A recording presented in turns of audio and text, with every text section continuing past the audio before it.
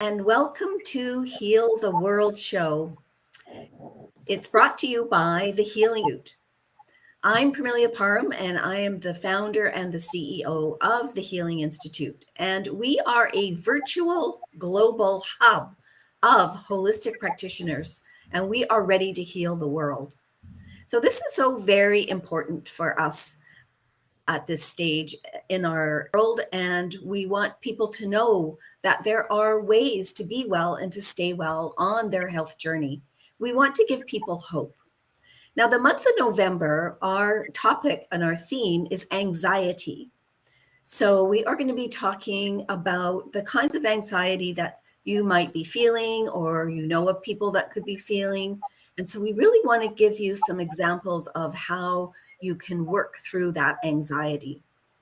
And, I've been studying wellness, ways of being wellness and holistic wellness for over 20 years. So, I really truly believe this. The reason that I created the Healing Institute is because I really want us to have a proactive wellness society. And why is that? Well, I have many reasons, but one of my main reasons, as I tell every week on this show, is that we had a tragedy in our family quite a few years ago, but it was my mother passing away at age 61 due to complications of a medication that she had taken for a very long time. And not once did her doctor ever suggest to her that this medication could affect her kidneys. So it was a tragedy in many ways, not only that she died so young, but also that I was at the time 5 months pregnant with my son. It was right before Christmas, and my children never got to meet their grandmother. And I really don't want that to happen for any other families. I want us to be able to give people education around how to be well and how to stay well. Today, we have a little bit of a different format. We will be answering all your questions at the end of the show because we have two amazing holistic practitioners that are counselors that are with the Healing Institute, Mindy Coleman, who's a registered counselor, and Paula Milbrat, who is a parent and family coach and educational counselor. And so we're really delighted. I am so delighted to have them both with me today because they're going to have a little dialogue about what it is with anxiety in families. So from the parent's point of view and child's point of view. So welcome, Mindy and Paula. I'm so excited to have you here. So tell us what you're going to tell us. Thank you, Parmelia. I'm just going to start off by saying that worrying is part of human nature, and anxiety is always trying to make predictions, and they're often mistaken for reality. Excessive worrying is not a way of preparing for anything in our future. The more someone worries, the higher the anxiety becomes. And because we have flight and fight, it's nature for us to have fear and to be afraid and to have anxiety. Which is why anxiety often leads to depression. Avoidance is also an addiction and leads to more avoidance. Each time we avoid, it causes us some anxiety. People come to us and say that they are feeling stressed, anxious, worried about their children's behavior. And Paula and I are going to give you an example of a family that is experiencing some stress that is leading them into anxiety. We're going to give you some techniques that we would suggest for these parents to help their anxiety and their child. There are many different ways that we can approach a family suffering from anxiety. So there is no cookie cutter way of solution or techniques. So our approach is that we always look at what the family needs, and then we go from there. When we come from our past, that's where our depression is.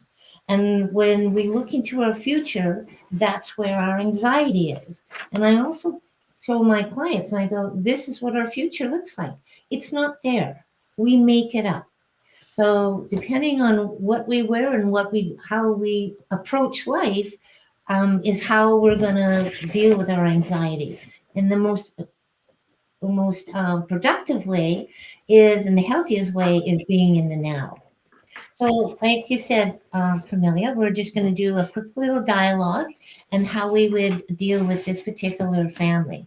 So, I'm just going to give you a little story of the background of this particular family. So, mom, she's about 30, child's around 4. Dad and mom have been proceeding in their divorce for over a year now. However, they live in the same household because of financial stresses.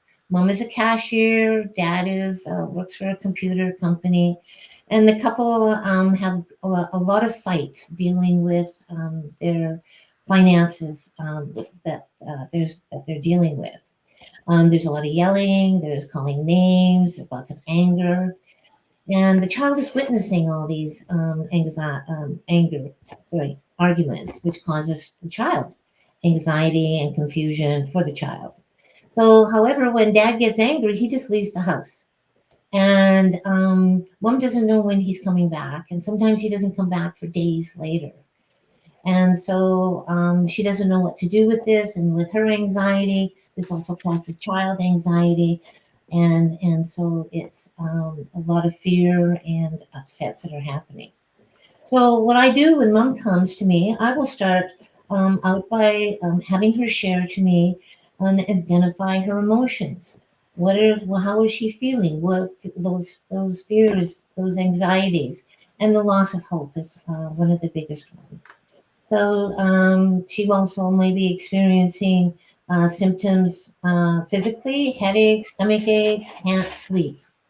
So I would encourage mom to feel her feelings and to make them okay, and then teach her how to breathe, and with the big emotions out, and bringing in emotions that she wants to have. So that we're going to be building up in her more positive, more confidence, more peace. And so when she's breathing out the anxiety, she can also identify that this is my anxiety, this is my fear, this is my discourage, that was my cat, discouraging of being happy. So, so a lot of times what I'll do with the breathing, I will have her breathe out 8 breaths, which that will take her what she doesn't want in her, that she's feeling that we've already identified, and then pause 2, and then breathe in 6 of what she does want. And we'll usually do that about 3 times. There's many, many different kinds of techniques of breathing. And the other one that I find very, very easy and very productive is box breathing. So, but the biggest part is bringing her attention of being in the now and how powerful that is. I love that. And Mindy was talking about really being present and identifying emotions. And that's exactly what we would encourage her to do with her child. And so giving the child permission to say, I feel anxious, I feel nervous, I'm afraid that my father won't come back, or I'm nervous when you're yelling. So giving that voice to the child so that she can actually validate and honor her own emotions when she's feeling that way. We would, encourage the mom to co-regulate with the child when the child is feeling frustrated and might lash out. There might be behaviors and actions. So we want to validate by saying, I see that you're really nervous right now, really uncomfortable. Let's take some deep breaths together. I encourage families to have a visual sometimes because often it's hard to remember these breaths. So you can have a visual of a flower being sniffed and then blowing out a birthday candle or a pinwheel, whatever, you would have that breath and the motion. We also really want to be present with the child, bring them back to the now, and give them permission to feel. Number one thing that both children and adults need to do is recognize that emotions are okay. We just don't want them to sit there very long. Yes, and also, because dad is so inconsistent and coming and going, And because of all the anger that is happening there, mom's feeling very vulnerable and out of control. So what we discuss and we look at is where maybe her and dad can make some decisions together and not have that kind of the yelling and screaming in front of the child. So I always encourage them to either go someplace that's public, like say a restaurant or even a park or someplace where it can't, the violence, if that's happening in that family, is much more um, not so much that the father or the mother might do. So we want to keep it more calm so they can figure out some of the things that they want, but more that the child doesn't witness any of this, because this is not about the child. This is an adult issue that's happening. So that's one of the biggest things that I'll do is for the safety for both parents and the child. And so earlier we talked about chaos and the coming and going. And so children really need predictability. They need to feel like they know what to expect. And so what I encourage, and we would hope that would happen, is the visual schedule of the events for that child's day, so that when they wake up, they can see the visual. They don't need the parent to remind them that the next thing will be to get out, brush your teeth or whatever, eat breakfast, get dressed. Typically, it's about 5 things on a visual schedule. Now, maybe in this environment, because it is relatively uncomfortable and maybe a little aggressive, we would be very specific about a first then. So first you get dressed and then you come down for your breakfast. So they're very immediate and the child feels in control. If there's a change in the child's day, we really want to make sure that we're inserting that in the visual schedule. And that can be anything like the visit with dad, or maybe another family member is coming over. And I think Pramila, during the holiday season, I mentioned that as well, that whenever there's a change in a child's life, we really want to be respectful. It's like if you have a calendar of events and then you forgot about something, you feel nervous, you feel anxious. So that's why a visual schedule is really, really important to stay with it. And especially through the holidays when there is a lot of coming and going and guests coming to the house that don't normally come to the house. I really love that, Paula, that because then you're helping your child feel like they're in control and that there's not things happening to them. And if they feel in control and have an awareness of what's going on in their life, that will calm them down and soothe them. Thank you very much. Yes, the importance of being in the now is so important. And it's one of the things that I find that most people have difficulty staying and being in. And just making that okay. You know, that we go into our past and think about things, or we'll go into the future and make up stuff. That's okay, because we're just being human. But this practice of being in the now. And once a person finds about being in the now, then they find that control, they find that peace, and they can live in what's going on now, which gives them empowers them, and that they now can be thinking about things more clearly. I do get the mom to write out some of the negative things that she feels. So now it's on paper, it's not in her head. And then what does she want to exchange that for? And then we start looking at how she can do that, the thoughts that she can do that with, some visualization that she can do with, and just having that she can now feel that she is in control, and the fears are now much less, and the hopelessness is melting away. So now that she can replace that with what she wants for herself now and her child, and also in the future. And with the positivity, we know that for every negative situation or negative event, there needs to be 4 positives. So we would really honor the positive descriptive feedback with the child throughout the day when she is achieving something, or she's created a task and done and completed a task. So we really want them to be working together. It's not empty praise. It's actually authentic descriptive feedback. So I really appreciate how you got dressed this morning and you came down. You were so thoughtful when you put your toys away. I'm so thankful that you woke up this morning.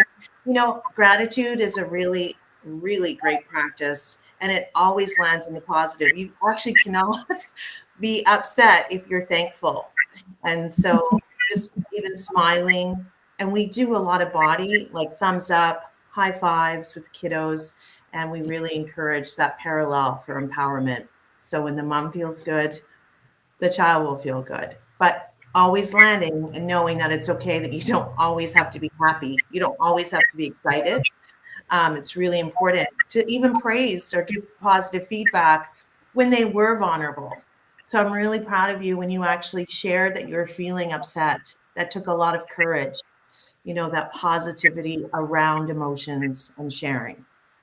And thank you for that equation because, of course, you, as a parent, if I was thinking that my child was upset or there was something that was happening, I didn't realize that for every negative you need to give a positive, or for a positive, you would, you know, we would just, well, one positive should outweigh whatever happened, the negative. So thank you for that, for explaining that, because that makes way more sense. Because children don't always, they don't necessarily think it through the adults do. So it's more at an emotional level, I would imagine. So we need to give them that positive reinforcement more often. Mm-hmm. Thank you. Yes. Catching them doing something right and something good. You know, Yeah. that's empowering them. And that's what we want to do is we want to empower both, you know, the parents and the child so that there's more harmony and peace in their lives. And so one of the techniques that I do use is I talk about assertiveness, talking about self, using the I statement, and different kinds of words like have to versus choose to. Have to is a victim word, choose to is an empowering word. So such things of that. Then setting up, the biggest one I find too, is setting up boundaries, you know, and being able to say, stop, stop. This is not the time to talk about this. Please stop. And also being able to find a time when it is time for that discussion. So I think setting up boundaries is, again, one of the most powerful techniques that people can learn. And that goes overall on all parts of their lives. Yeah. And, you know, when Mindy was talking about going to a safe space, we want to offer that for the child as well. So when they're feeling really big emotion, that we can offer a safe space where they can go and they can actually learn how to do the deep breathing by themselves and regulate themselves. And then when they're in the calm state, they can actually come up with the ability to say, I feel frustrated when you yell. Please stop. When we give children the permission to use their executive function of the brain without snowplowing for them, we're giving them the power. And that's self-esteem, that's self-worth, and that's identity. And oftentimes we take that away from a child and we give them permission to say, I feel, or I think. So it's really important that you find moments during the day where they can think about solutions. And the child can say, in this moment, I need a hug from you. I'm feeling really uncomfortable. Please stop or wait. Can you do it somewhere else? One of the biggest things that adults struggle with today is assertive language. So when we know that we feel good about ourselves, we release a dopamine drug to our brain, which levels out the cortisol drug, which is the stress drug, which is the fear of the unknown, the limits, the no's, the don'ts, the can'ts. We really need to elevate that dopamine, and we really need to elevate the child's worth, because the child's brain is in the prefrontal cortex, right at the very beginning. They are social emotional creatures. They're not in the concrete until 6 to 12. So their brain is developing that way. Very, very impressionable. So we really want us to remember that fear is okay. It's okay to be stressed, but really just grounding yourself and knowing that you have each other and knowing that you're never alone, that you can be independent and resilient, but you can lean on an adult, a trusting adult, to provide for you, and you can and will and should say, I need help. And that's one of the biggest things that I have learned in my own journey, is knowing that I am worth being helped and loved. So we want to pour that into our kiddos. And that's really our moment with the family. Thank you, Mindy, for being such an amazing colleague to walk beside as we talk about overcoming anxiety. Really, it's a proactive approach, as Pramila had mentioned. So we just really want to make sure that people are taking some proactive steps. Absolutely. And I see how important this is, because I know as adults, often we didn't get that training, or we didn't get that encouragement from our parents. They did the best that they could at the time, but we didn't get that sort of proactive understanding. We often just got told all the things we did wrong and not were encouraged when we did something right. So Right. I think it's retraining us as adults how to be better, And adults, and also how to be better parents. children will hear the word no at least 10,000 times before their age of 2. No, or And what don't. is their first word usually? No. So it's really important to know that we plant limiting beliefs by discouraging. So we really want to encourage conversation and feelings and safe risks, and that idea of trust, and that they have the autonomy to make choice by themselves. You don't need to solve their issues. They're learning with you. And that's Perfect. really the gift that Mindy's giving mom as well. Yes. Absolutely. So they're working at it together, Mhm. doing it together. So we have a few little, we have a chat that I want to say hello to Marie Piplovic and thank her for attending today. She actually has a question for you. What would you say to the child who consistently says, I don't know, and they're not in touch with their feelings? And it's so interesting because oftentimes children will say, I don't know, but I always like to probe a little bit deeper and go, you do know. I trust you to land in what you do know. I'm here and I'm curious about you. A feeling wheel is really cool to use, a visual.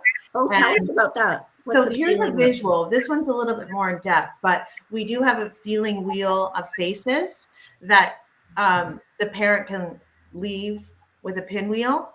And if they don't want to express it, they can actually point to it.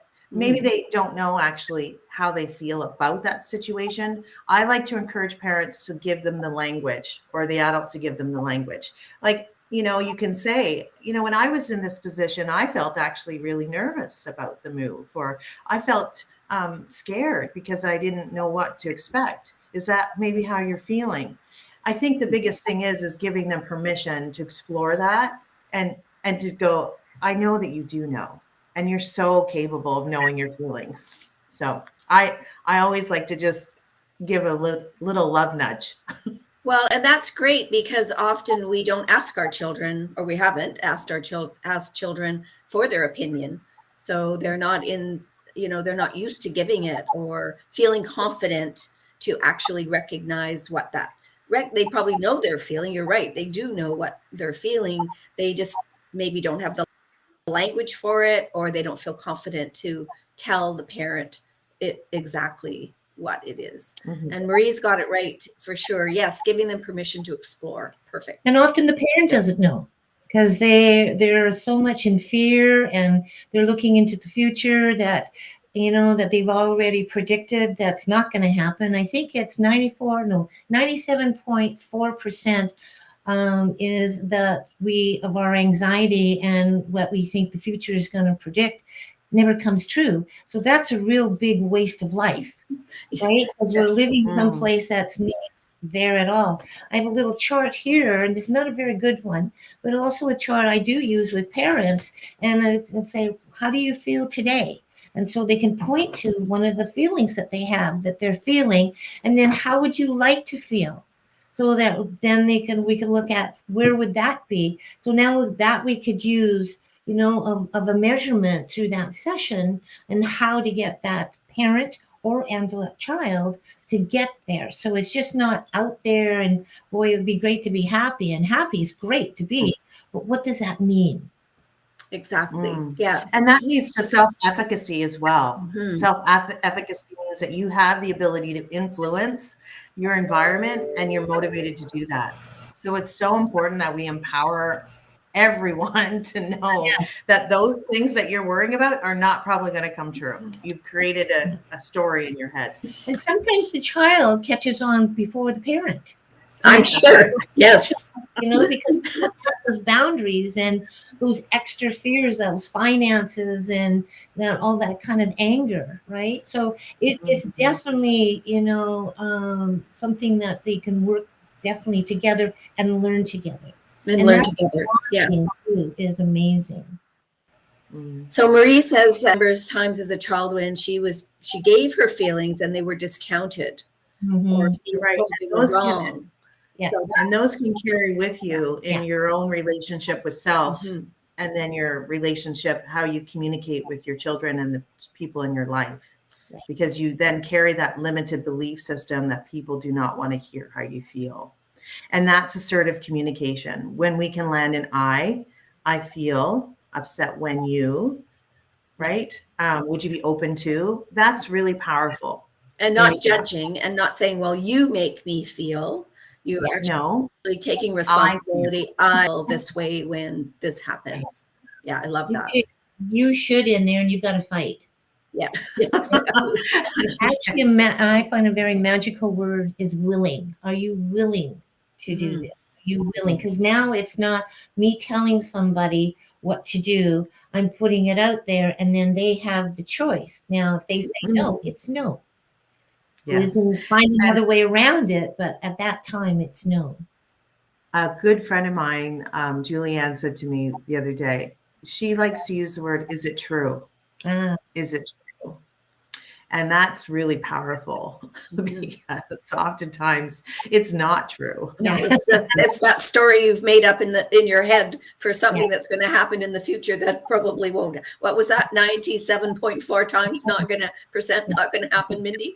Yeah, exactly. Beautiful. that's a lot of time to be someplace that's not in the now. Yeah, for sure. I'm just going to let me put in both Mindy and Paula are available for some complimentary consultations. So I'm just going to show that, and we will put this in the chat as well. We'll go into the event after we're finished taping, and we'll put this information. So these are their calendar links where you can find them and have a complimentary information session with them. So thank you so much for being part of the show today. That was delightful. I really am so happy that we started the whole anxiety month with how that affects families, because so many of us are going into the road, and sometimes that that can really take a toll on families, and especially little ones as well. So I'm so grateful for you both to be here on the show today. And, we have a big ask. We are people to tell other people about the Healing Institute and our fabulous modalities that our practitioners offer, because we really, truly care and we do want to heal the world. So that's why we're calling this show the Heal the World Show, because that's what we are about. And again, today you got to meet two lovely, amazing women who are really out into the world. Mindy Coleman and Paula Milbrad. So thank you both again for being on the show. And we are at the bottom of the hour. So that was perfect. And I will just let everybody know as well that we'll again be going back through the show afterwards, and I'm just going to check to see if there's any more chat. Yes, so Marie says thank you very much, and she likes those two offers. Are you willing, or is it true? So awesome. we've learned a lot today. Oh, Ingrid just popped on saying, great discussion, ladies. Wonderful information shared and ways to practice these fantastic suggestions. So thanks, everyone. Thank you. Okay. Thank you. Okay. Great weekend. See you. Bye.